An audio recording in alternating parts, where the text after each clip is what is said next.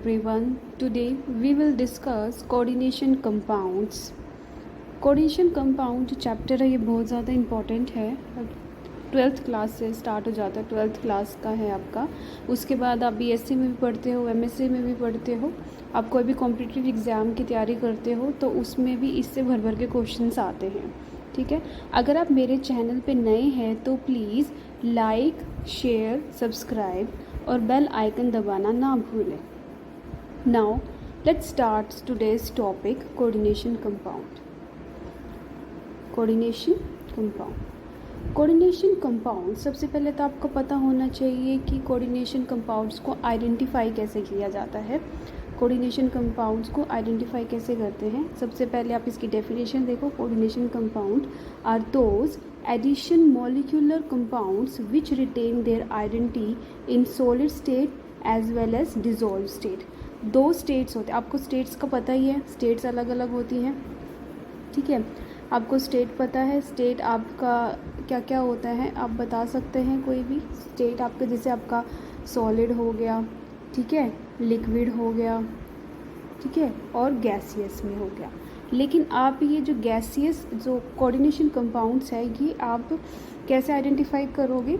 वो कंपाउंड्स जो अपनी आइडेंटिटी को रिटेन करते हैं, किसमें? In solid state as well as in dissolve state.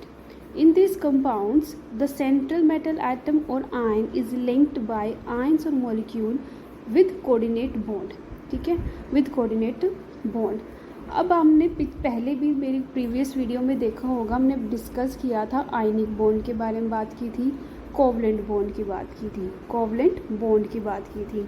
अब बात करते हैं नेक्स्ट बात करते हैं कोऑर्डिनेट बॉन्ड। किसकी बात करेंगे?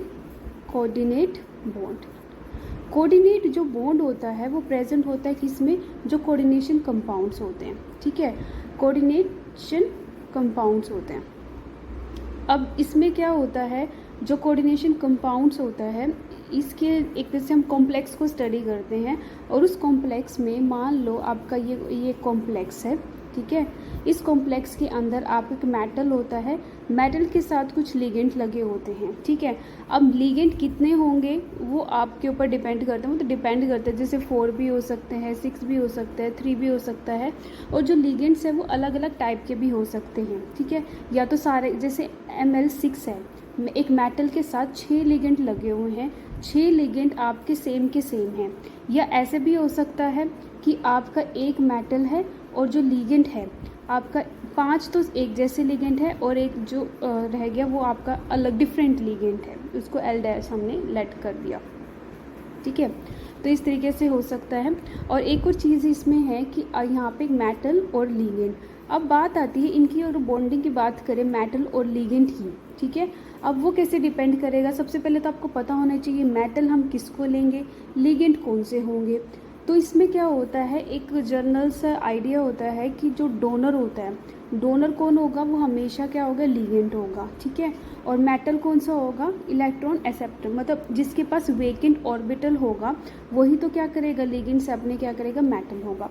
तो सबसे पहला जो स्टेप होता है, पहला स्टेप यही होता है, ligand to metal electron transfer होते हैं। ठीक है, लिगेंड टू मेटल। ठीक है, ये थोड़ा जनरल आइडिया था। Now let's come back to our chapter coordination compound. ठीक है, फॉर एग्जांपल जैसे आपका क्या, पोटेशियम फेरोसाइनाइड, पोटेशियम K4FeCN6, ये हो गया। यहाँ पे मेटल क्या है आपका? आयरन Fe, और लिगेंड कितने हैं? 6 लिगेंड है, और कौन सा है आपका? CN लिगेंड है, और कितने आपके? 6 हैं।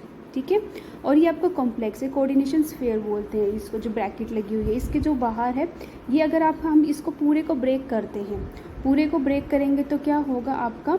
FeCN6, ये क्या होगा? 4- और आपका आगे जो था वो क्या था? K positive. ठीक है, जो आपके पहले वाली स्पीसीज तो वो आपकी कटायनिक स्पीसीज होती है, और जो बाद वाली होती है वो आपकी क्या होती है? Anionic species. ये हो गया आपका 4- हो गया। नेक्स्ट बात करते हैं हम डबल सोल्ट की बात करते हैं, डबल सोल्ट में। ठीक है, डबल सोल्ट आपसे एक नंबर में पूछ लेते हैं डबल सॉल्ट। सबसे पहले तो बच्चों को फॉर्मूला ही नहीं पता होता, तो आपको प्लीज़ याद रखना है डबल सॉल्ट का एग्जाम्पल। अगर आप कोई वाइवा देते हो प्रैक्टिकल का तो उसमें पूछ लेते हैं कि डबल सॉल्ट को कोई एग्जाम्पल दो, ठीक है। तो डबल सॉल्ट का बेस्ट एग्जाम्पल होता है मोहर सॉल्ट। अब मोहर सॉल्ट सबको होता है, लेकिन मोहर सॉल्ट का फॉर्मूला आपको पता होना चाहिए, ठीक है। और आपको मोहर सॉल्ट के साथ साथ ये पता होना चाहिए कौन सा मेटल इसमें प्रेजेंट होता है। मेटल कौन सा होता है इसमें? Fe, ठीक है, आयरन प्रेजेंट होता है, ठीक है। इसका फॉर्मूला होता है FeSO4 NH4, कितने NH4? 2 SO4 into 6 molecule of water. यहीं से आपका वाइवा के क्वेश्चंस बनते हैं। ये बेसिक चीज़ें जो आपको पता होनी चाहिए। अगर मोहर सॉल्ट को हम डिसोसिएट करते हैं, वो फर्दर टूटता किस में है आपका Fe+2 पॉजिटिव में, NH4+4 में और SO4 2 नेगेटिव आयंस में टूटते हैं, ठीक है। जो डबल सॉल्ट होता है, डबल सॉल्ट की डेफिनेशन देख सकते हो, these are the addition molecular compounds which are stable in solid state, ठीक है।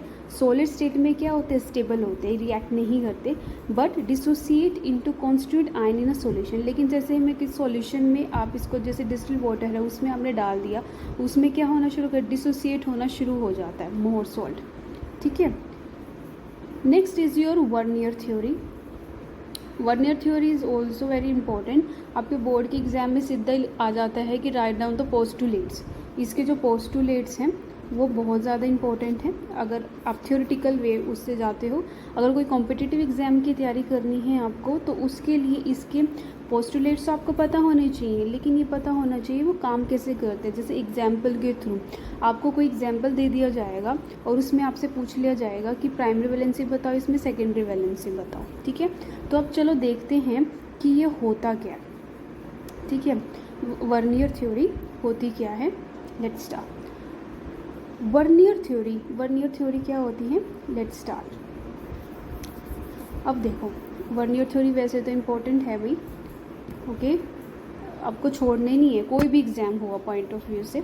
वर्नियर थ्योरी में क्या होता है, मेटल, अभी हमने पहले बात की ना, कोऑर्डिनेशन कंपाउंड हम जब स्टडी करेंगे, एक मेटल की बात करेंगे और लिगेंड की बात करेंगे, फिर हम अलग अलग देखेंगे मेटल का नेचर कैसा होना चाहिए, लिगेंड का नेचर कैसा होना चाहिए, ओके। अब देखो, मेटल दो टाइप की, इसमें क्या होता है वर्नियर थ्योरी में, metal exhibit 2 type of valency in the formation of complex. 2 type की वैलेंसी होती है। फर्स्ट वैलेंसी होती है आपकी प्राइमरी वैलेंसी, सेकंड होती है आपकी सेकेंडरी वैलेंसी। पूरा का पूरा जो मेन रोल है इन दो ही वैलेंसीज का रोल है। कौन सी? एक तो प्राइमरी वैलेंसी और दूसरी क्या है आपकी सेकेंडरी वैलेंसी का रोल है। अब बात करते हैं अगर हम फर्स्ट वैलेंसी की, that is a primary valency, ठीक है। Primary valency correspond to oxidation number. जो इम्पोर्टेंट है याद रखनी, वो यह याद रखनी है ऑक्सीडेशन नंबर, ठीक है। Primary valency associate with the oxidation number. Oxidation number किसका? मेटल का। Are satisfied by the anion, ठीक है। लिगेंड के ऊपर भी चार्ज होता है, अब हम बाद में बात करेंगे। लिगेंड न्यूट्रल भी हो सकता है, नेगेटिवली चार्ज स्पीसीज भी होता है, उसके हम बाद में बात करेंगे। अभी यहाँ पे बात कर रहे हैं प्राइमरी वैलेंसी की। प्राइमरी वैलेंसी किसको कोरस्पॉन्ड करते हैं? ऑक्सीडेशन नंबर को। ऑक्सीडेशन नंबर किसका? मेटल का। And satisfied by अनायन। अनायन कौन होगा यहाँ पे? लिगेंड हो गया। उसके बाद हम बात करते हैं, अब इसकी कुछ प्रॉपर्टीज़ हैं वो देखो। These are ionisable and non directional. Primary valency क्या होती है? नॉन डायरेक्शनल है और आयनाइजेबल है। अगर मैं एक एग्जाम्पल की बात करूँ, PTNH3ClCl4, ये आपका कॉम्प्लेक्स दे रखा है। इसमें अगर प्राइम में पूछ लो कि प्राइमरी वैलेंसी बताओ, अब मेरे को देखना है इसकी डेफिनेशन पे जाओ। प्राइमरी वैलेंसी में क्या देखते हो? Oxidation number. जितना ऑक्सीडेशन नंबर होगा किसका? मेटल का, उतनी ही क्या होगी? प्राइमरी वैलेंसी होगी। तो आपको क्या करना है? इसका ऑक्सीडेशन नंबर निकालो। किसका? प्लैटिनम का। कैसे निकालोगे? जिसका निकालना है उसको हम एक्स लेट करते हैं। NH3 क्या है आपका? अमोनिया। लिगेंड ये होता है न्यूट्रल, इसके ऊपर कोई चार्ज नहीं होता, +0, ठीक है।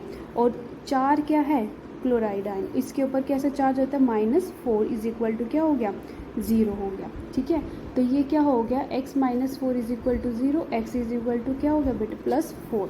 ठीक है, इसका मतलब जो मेटल के ऊपर जो चार्ज आएगा वो मेटल के ऊपर जो चार्ज आया वो क्या आया आपका, जो चार्ज आया वो क्या आया आपका प्लस 4 आया। ठीक है, तो इसका ऑक्सीडेशन स्टेट क्या होगी, ऑक्सीडेशन नंबर क्या है इसका प्लस 4, प्लस 4 है तो इसकी प्राइमरी वैलेंसी भी क्या होगी प्लस 4 होगी। ठीक है, अब यहाँ पे देख लो the primary valency is 4 as there are 4 chloride ion. ठीक है, एक चीज़ यहाँ से देखना, जो प्राइमरी वैलेंसी है वो डिपेंड करती है कोऑर्डिनेशन स्फीयर के अंदर वाले के लिगेंड के ऊपर भी डिपेंड करती है, जो बाहर स्पीसीज़ है अनायनिक स्पीसीज़ हैं उनके ऊपर भी क्या करती है डिपेंड करती है। Next is your secondary valency. ठीक है, secondary valency, secondary valency correspond to coordination number. ठीक है, कोऑर्डिनेशन नंबर के ऊपर डिपेंड करती है। अब एक चीज़ देखो, अगर आपको कोऑर्डिनेशन नंबर पता चल जाए तो वहाँ से आप क्या पता कर सकते हो, अब वहाँ से आप ज्योमेट्री बता सकते हो। ठीक है, ज्योमेट्री भी बता सकते हो। ठीक है, तो कोऑर्डिनेशन नंबर किसका, मेटल का, प्राइमरी में क्या हो रहा था आपका ऑक्सीडेशन नंबर किसका, मेटल का, and satisfy by the ligand. ठीक है, these are non ionisable and directional, और वो क्या था नॉन आयनाइजेबल था, नॉन डायरेक्शनल था, लेकिन जो सेकेंडरी वैलेंसी होती है वो क्या होती है आपकी डायरेक्शनल होती है। ठीक है, और geometry is decided by these valencies. अब एक इसका एग्जाम्पल देख सकते हो आप, एग्जाम्पल देखो इसका, एग्जाम्पल है ये वाला। अब इसका सबसे पहले तो आप अगर मैं इसको बोलूँ, पहले तो मुझे इसकी प्राइमरी वैलेंसी निकालनी बताओ। प्राइमरी वैलेंसी जिसकी निकालनी है हम उसको क्या करेंगे एक्स लेट कर लेंगे। NH3 न्यूट्रल है, इसके ऊपर कोई चार्ज नहीं है, ज़ीरो है, 4 क्लोराइड आयन है, इज इक्वल टू क्या होगा 0, तो x इज इक्वल टू क्या हो गया प्लस 4। ठीक है, तो इसके ऊपर कैसा चार्ज आया प्लस 4, तो इसकी प्राइमरी वैलेंसी क्या होगी प्लस 4, मतलब 4 इसकी प्राइमरी वैलेंसी आ गई। ठीक है, अब बात करते हैं इसकी सेकेंडरी वैलेंसी की। सेकेंडरी वैलेंसी देखो, सेकेंडरी वैलेंसी कैसे निकालें, सेकेंडरी वैलेंसी क्या है इसकी 6 है। अब हमने डिस्कस किया था जो सेकेंडरी वैलेंसी है वो डिपेंड किस पे करती है कोऑर्डिनेशन नंबर पे। ठीक है, और कोऑर्डिनेशन नंबर कितना है, एक मेटल के साथ कितने लिगेंड लगे हुए 6, जो कोऑर्डिनेट स्फीयर के अंदर होता है ना हम उसी को ही काउंट करते हैं जब कोऑर्डिनेशन नंबर निकालते हैं। तो इसमें कोऑर्डिनेशन नंबर कितना है आपका 6 है, 6 है तो सेकेंडरी वैलेंसी भी क्या होगी 6 होगी, है ना, as 6 ligand molecule surrounded by central metal ion. अब जब हम प्राइमरी वैलेंसी निकाल रहे थे तो जो आउटर अनायन थी स्पीसीज जैसे 4 क्लोराइड थे उसको हम इन्वॉल्व कर रहे थे, काउंट कर रहे थे, लेकिन जब सेकेंडरी वैलेंसी की बात आई तो इसमें सिर्फ कोऑर्डिनेशन नंबर की ही बात करते हैं, वहीं से हमारी क्या आ जाती है ज्योमेट्री। ठीक है, क्या आ जाती है ज्योमेट्री। अगर मैं इसकी बात करूँ ज्योमेट्री की, अब मुझे इसकी बता दो, सेकेंडरी वैलेंसी 6 आ गई, कोऑर्डिनेशन नंबर क्या हो गया 6 है। ठीक है, कोऑर्डिनेशन नंबर 6 है तो ज्योमेट्री क्या हो जाएगी, ज्योमेट्री क्या हो जाएगी, ज्योमेट्री हो जाएगी इसकी ऑक्टाहेड्रल, क्या हो जाएगी ऑक्टाहेड्रल। ठीक है, नेक्स्ट है आपका कॉम्प्लेक्स आयन, क्या है आपका next complex ion. Complex ion और कोऑर्डिनेशन एंटिटी की बात करते हैं। It is electrically charge species. ठीक है, ध्यान से देखो इसमें लिखा हुआ है इलेक्ट्रिकली चार्ज, ये जो कुछ वर्ड्स होते हैं ना जिनको हाईलाइट किया जा रहा है तो ये ही इंपॉर्टेंट होते हैं। ठीक है, जो ध्यान रखे जाते हैं, electrically charge species in which central metal atom or ion is surrounded by number of ions or neutral molecules. अब number of ions in neutral molecules कौन से होंगे, वो लिगेंड ही होंगे, है ना। तो इलेक्ट्रिकली चार्ज स्पीसीज है इन विच जिसमें क्या है central metal atom surrounded by number of ions or neutral molecules. ठीक है, अब बात करें ये अलग अलग टाइप के होते हैं। ठीक है, सबसे पहले हम बात करते हैं कैटायनिक कॉम्प्लेक्स एंटिटी की। कैटायनिक कॉम्प्लेक्स एंटिटी में अगर हम बात करें तो ये कौन सा है, it is a complex ion which carry positive charge. Cation, cationic का मतलब क्या होता है, कैटायनिक स्पीसीज जिसके ऊपर पॉजिटिव चार्ज आए। ठीक है, तो कैटायनिक कॉम्प्लेक्स एंटिटी कौन सी होगी which carry positive charge. For example PT NH4 NH3 का 4+2। अब इसमें कटायनिक स्पीसीज कैसे हैं, मतलब पॉजिटिव चार्ज कैसे, हम मेटल की अब ऑक्सीडेशन स्टेट निकाल सकते हो एक्स। NH3 क्या होता है, न्यूट्रल होता है, तो उसको कोई चार्ज नहीं होगी, इज इक्वल टू क्या हो गया +2। ठीक है, तो x की वैल्यू कितनी आ जाएगी यहाँ से, x is equal to +2, x is equal to +2। तो आपकी जो यहाँ पे वैल्यू आएगी, मतलब जो मेटल के ऊपर कैसा चार्ज आएगा, +2 आएगा। तो ये क्या करता है, पॉजिटिव चार्ज है, सेंट्रल मेटल आएंगे तो उसको हम क्या बोलेंगे, कटायनिक कॉम्प्लेक्स आइडेंटिटी। उसके बाद हम बात करें अनायनिक कॉम्प्लेक्स एंटिटी की। अनायनिक में क्या मतलब हो गया आपका, नेगेटिव। ठीक है, it is the complex ion which carry negative charge, which carry negative charge, it is a complex which carry negative charge. Negative charge इस कॉम्प्लेक्स के बाहर कौन सा चार्ज है आपका, -4। ठीक है, अगर मैं सेंट्रल मेटल एटम की बात करूँ, इसका आप ऑक्सीडेशन स्टेट अब तो निकालना हो गया होगा, साइनाइड है, इसका ये लिगेंड है, इसके ऊपर चार्ज होता है -1। कितने 6 हैं, तो हम 6 को -1 से मल्टीप्लाई करेंगे तो क्या होगा, x - 6 इज इक्वल टू, ये क्या हो गया -4, ये क्या हो गया +2। मतलब मेटल के ऊपर चार्ज तो क्या आ रहा है, +2, लेकिन जो पूरा का पूरा कॉम्प्लेक्स है उसके ऊपर क्या है, नेगेटिव चार्ज है। ठीक है, नेगेटिव चार्ज है। ठीक है, और यहाँ पे क्या हो रहा था आपका, यहाँ पे मेटल के ऊपर चार्ज कैसा आ रहा था, +2 आ रहा था, लेकिन ओवरऑल जो कॉम्प्लेक्स आयन के ऊपर जो चार्ज था वो क्या था आपका, पॉजिटिव चार्ज था। तो उसको हम क्या बोलेंगे, कटायनिक कॉम्प्लेक्स एंटिटी। ठीक है, और अब इसमें हमारा ओवरऑल चार्ज क्या है आपका, अनायन कॉम्प्लेक्स में क्या है आपका, ये है आपका -4, दैट इज़ 4-, तो ये क्या हो गया आपका नेगेटिव चार्ज। तो इसको हम क्या बोलेंगे, anionic complex entity. Next is central atom or ion, central atom or ion. अब इसकी बात करते हैं, the atom or ion to which a fix number of ion or group are bound is central atom or ion. It is also referred as Lewis acid. अब यहाँ से Lewis acid का concept भी आ सकता है।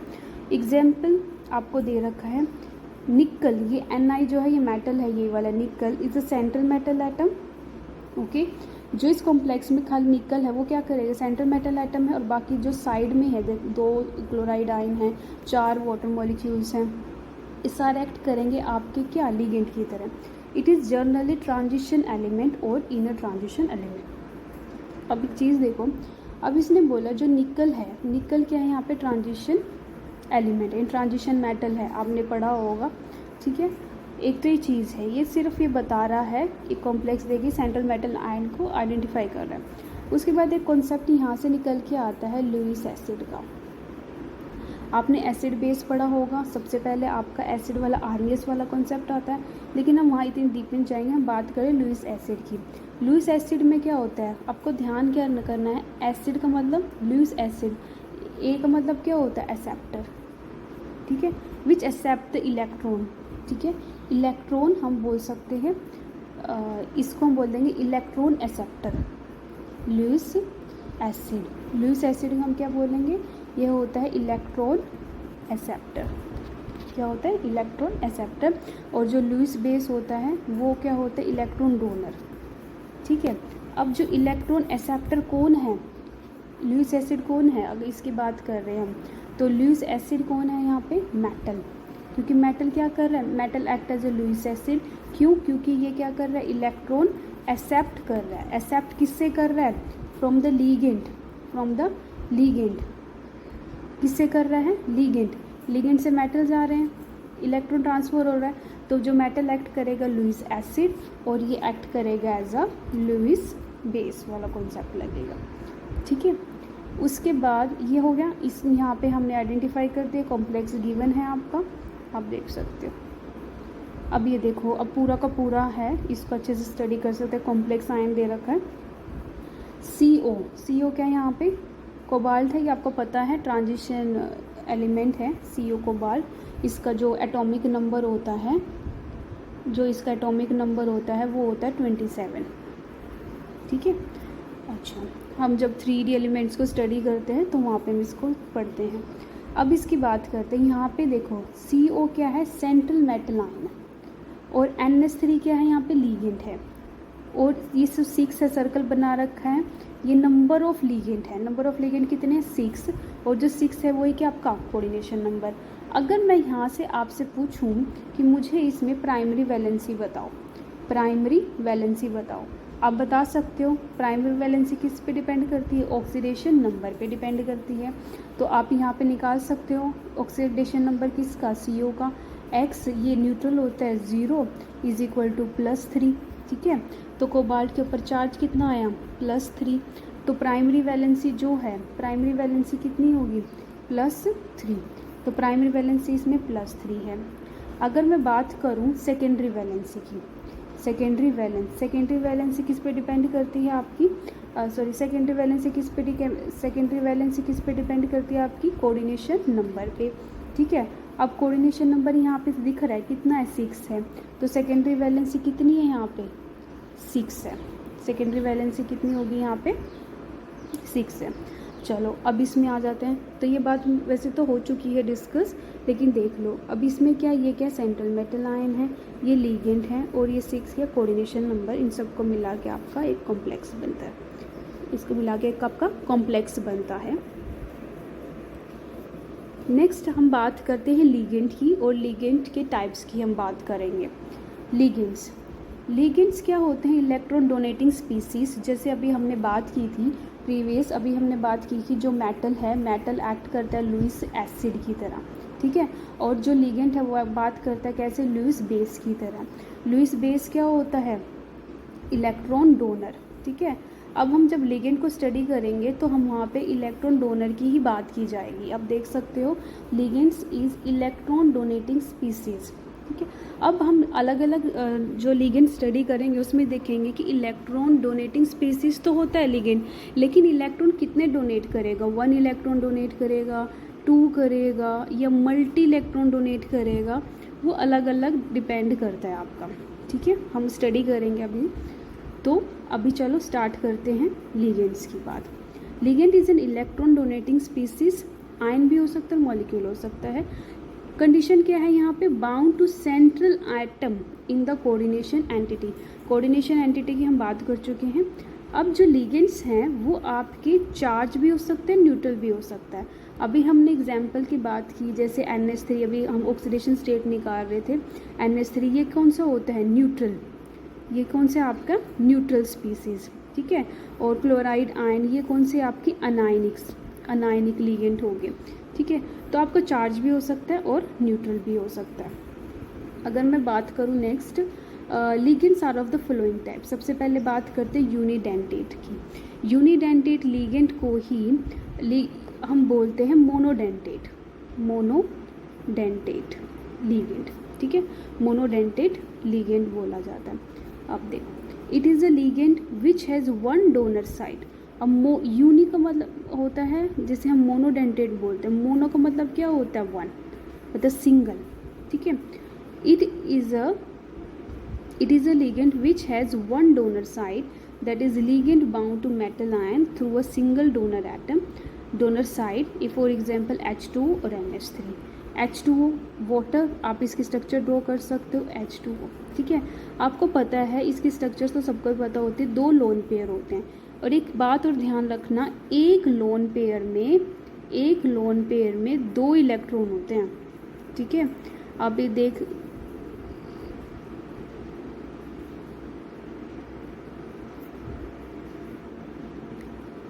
ठीक है। आपको एक चीज़ ध्यान रखनी है कि जो आपका वाटर मॉलिक्यूल है इसके ऊपर क्या होते हैं? 2 लोन पेयर प्रेजेंट होते हैं, ठीक है। अब आपको इतना पता होना चाहिए, एक लोन पेयर में 2 इलेक्ट्रॉन होते हैं, ठीक है। एक लोन पेयर में 2 इलेक्ट्रॉन, तो वाटर में 2 लोन पेयर है तो कितने इलेक्ट्रॉन हो गए? 4, 2 इसके 2 इसके, मतलब 4 इलेक्ट्रॉन ये डोनेट कर सकता है, ठीक है। लेकिन डोनर कौन है यहाँ पे? डोनर तो एक ही हो सकता है। डोनर कौन है? ऑक्सीजन जिसके पास लोन पेयर होंगे वही एक्ट करेगा एज आपका डोनर। अब हाइड्रोजन तो करने से रहा, तो इस वाले केस में क्या हो जाएगा आपका? ऑक्सीजन एक्ट करेगा एज अ क्या? डोनर स्पीसीज, ठीक है। इसके पास 2 लोन पेयर है, ये अपना मेटल को दे देगा। ऐसे ही क्या है? NH3 देख सकते हो। NH3 इसकी कैसी होती है ज्योमेट्री, ज्योमेट्री होती है इसकी टेट्राहेड्रल, ठीक है। इसकी शेप होती है पिरामिडल, क्या होती है इसकी शेप, पिरामिडल होती है, ठीक है। नाइट्रोजन के ऊपर क्या है, एक लोन पेयर, मतलब 2 इलेक्ट्रॉन है कि ये डोनेट कर सकता है, किसको करेगा, मेटल को, ठीक है। आप ये देख सकते हो क्या होती है इसकी shape, pyramidal, pyramidal etcetera.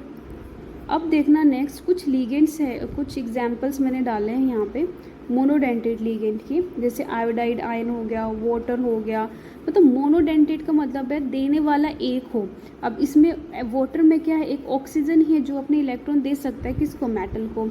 Bromide ion है, एक ही है जो दे सकता है। अब ये क्या है, साइनाइड आयन, ठीक है। साइनाइड आयन इसमें क्या है, एक ही देगा।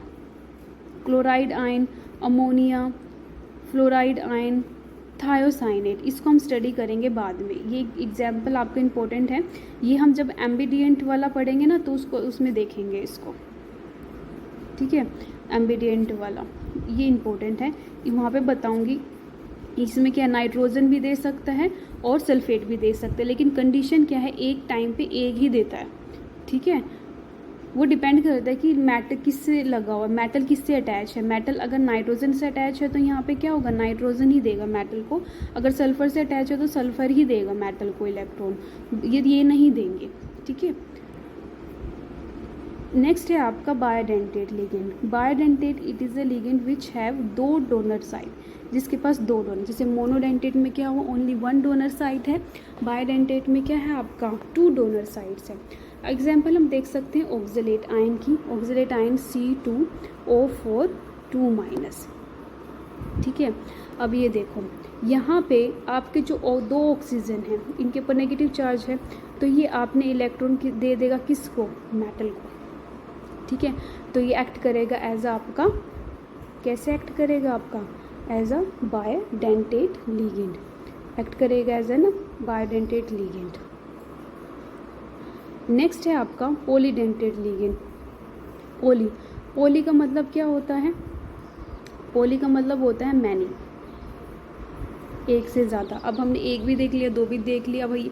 अब ये पोली का मतलब मैनी, 3 भी दे सकता है, 6 भी दे सकता है। हेक्साडेंटेट, जैसे बेस्ट एग्जांपल है EDTA, इसको बोलते हैं हेक्साडेंटेट लिगेंड, ठीक है, हेक्साडेंटेट लिगेंड, ठीक है, क्योंकि ये 6 इलेक्ट्रॉन डोनर करता है। ट्राइन ये भी क्या करते हैं, इलेक्ट्रॉन डोनर करता है, डोनेट कर देता है, लेकिन दे किसको रहे हैं, ये मेटल को। इतना ध्यान रखना, देने वाला और लेने वाला आपको पता होना चाहिए, ठीक है।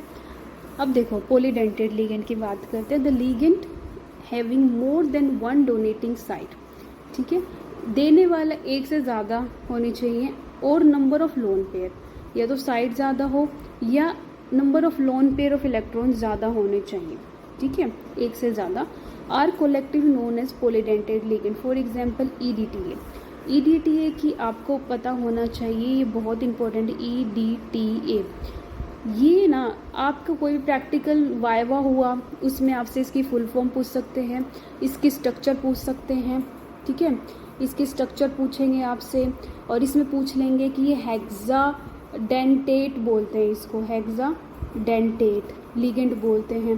क्यों बोला जाता है इसको हेक्साडेंटेट लिगेंड, और इसमें डोनर एटम कितने हैं, कौन है, नंबर ऑफ नाइट्रोजन कितने हैं इसमें, ठीक है, नंबर ऑफ नाइट्रोजन कितने हैं। ये तो ऐसे ऐसे क्वेश्चंस बहुत बनते हैं, तो EDTA को प्लीज़ ध्यान से स्टडी करना।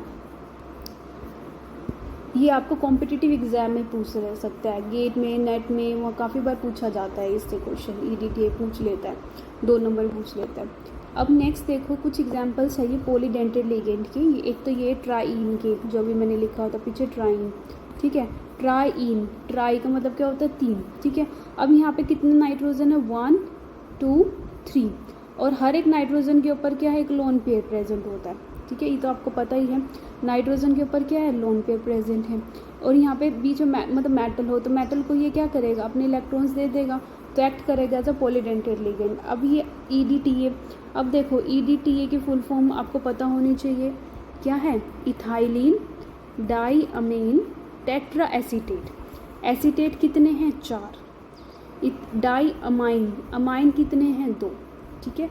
तो ये पूछ सकते हैं नंबर ऑफ नाइट्रोजन एटम कितने हैं इसमें 1 2, ठीक है।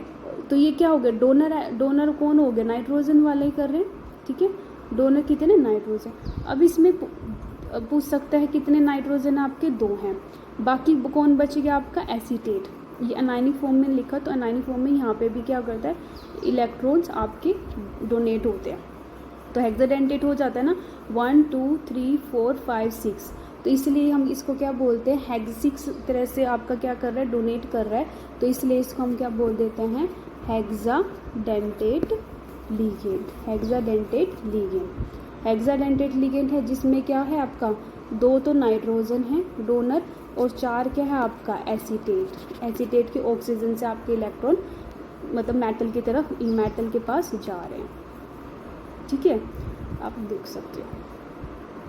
नेक्स्ट है आपका, अगर मैं बात करूँ एम्बिडेंट लिगेंड।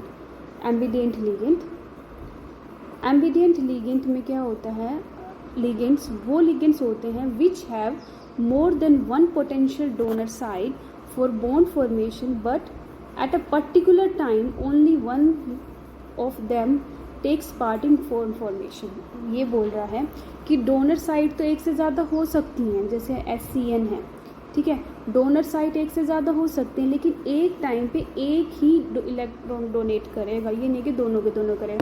ऐसा क्यों, क्योंकि मेटल तो एक से लगेगा, अगर यहाँ सल्फर से लग रहा है तो एक्ट करेगा एज ये क्या, एम्बिडेंट लिगेंड, मतलब ये डोनर की तरह काम करेगा। और नाइट्रोजन लगा हुआ है तो ये नाइट्रोजन इलेक्ट्रॉन किसको देगा, मेटल को, तो इनकी बॉन्ड फॉर्मेशन हो जाएगी। ओके,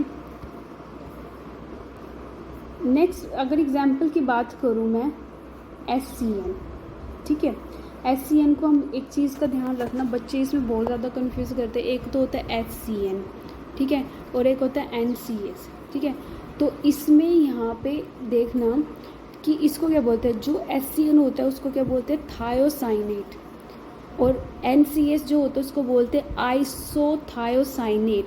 ये भी वाइवा में पूछा जाता है कई बार क्वेश्चन, कोई एग्जाम होता है ना उसमें पूछ लेते हैं कि इनमें से बताओ आइसोथायोसाइनेट कौन सा है।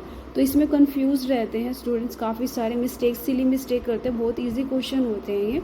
जैसे SCN आपको पता होना चाहिए, SCN इसको क्या बोलेंगे, थायोसाइनेट, ठीक है।